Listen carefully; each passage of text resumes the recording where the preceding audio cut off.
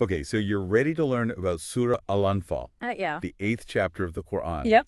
It's got this, like, super intense title, Spoils of War. Right. But, It's a lot more nuanced than the title might suggest. yeah. So we've got this overview of the surah as our source material today, and we're going to deep dive into it Right. and try to understand its themes and how it speaks to Muslims even today. And some of this stuff is really surprising, like how to handle conflict in a moral way, even when you're in the middle of a battle. And get this, there's even a section on treating your prisoners ethically during a battle. Yeah, that's fascinating. Like, how does that even work? I don't know. We'll find out. But, okay, so first, let's start with the big one, war and ethics. I mean, the surah doesn't shy away from, the fact that war happens, but it sets up some serious ground rules. Yeah. What's the main takeaway here? It's all about just war. Just war. What does that even mean? So it's this concept that basically says, yes, war exists, but there's a right way and a wrong way to go about it. And this idea is central to Islamic teachings. Okay, so, like, break it down for me. What makes a war just, according to Islam? Well, first off, you got to have a solid reason for fighting in the first place. Something like self-defense, It can't just be because you feel like it. Right. And then even while you're fighting, there are rules. Like you can't use crazy excessive force.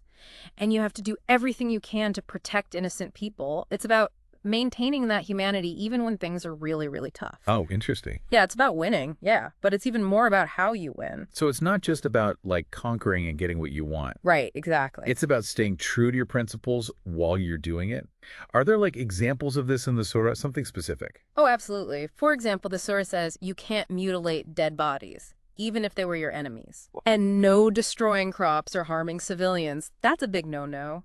It's really about, like, holding on to your humanity even when you're surrounded by chaos. It's kind of mind-blowing when you think about it, right? Right. If you believe God is on your side and you're fighting for what you believe in, wouldn't it be, like, super tempting to just, I don't know, do whatever you want to your enemies? So to have this kind of restraint, it's really powerful. It is, yeah. It's this idea of rising above those, like, base urges and maintaining your morals, even in war, Your actions are a reflection of who you are. Yeah. It makes you think about the mindset they're trying to cultivate. Like, okay, we're in this fight, things are going to get messy, but we're not going to lose ourselves in the process. Yeah. And that takes some serious inner strength. Yeah, it does. Which actually makes me think about another theme that we see here. Divine support. Like, it's almost as if the surah is saying, hey, believers, you're not in this alone. Exactly. Throughout the surah, there's this constant reassurance that God is with them. He's supporting them in their struggles.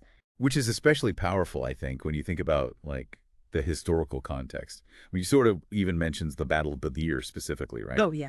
That was, like, a major turning point for the early Muslims. It really was. They were totally outnumbered, but they ended up winning this huge victory.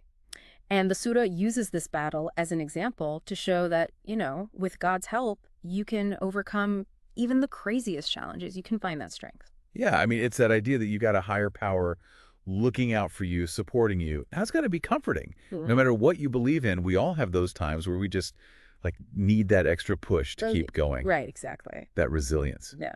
And speaking of not being alone, there's also this big emphasis on the community. Yes. Like sticking together, especially during conflict. This whole idea of unity. Absolutely. The surah is super clear about that.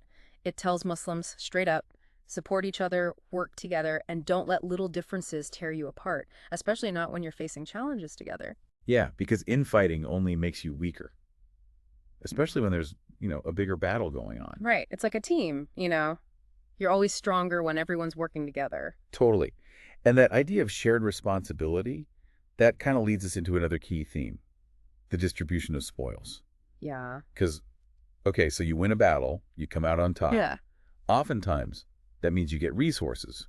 Of course. So how does the surah deal with that? Because it's not just a free-for-all, is it? Oh, definitely not. The surah is really specific about how to share what you gain from battle.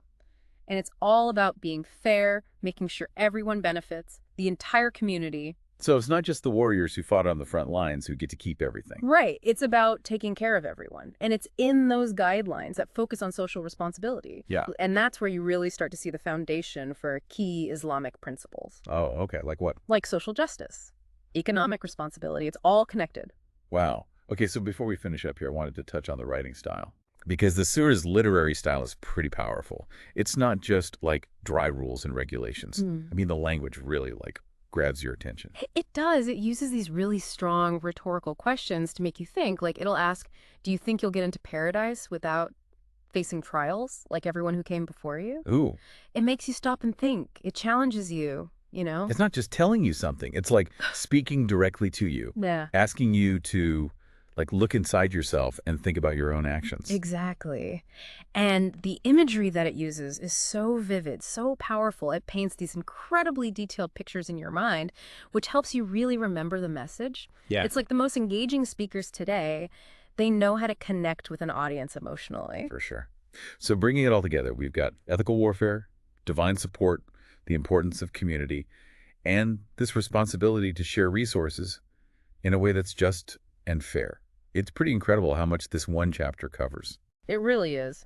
And it definitely leaves us with a lot to consider. I mean, thinking about all these ethical guidelines that are set up in this surah, how do you think these ideas could be applied to conflicts that we see in the world today? Ooh, that's a great question. I think that's something for all of us to ponder. And obviously, we've only just scratched the surface here, but hopefully this deep dive has given you a taste of how deep and complex Surah Al-Anfal really is. Definitely. So keep exploring. Yeah, There's a lot to discover. a lot to learn.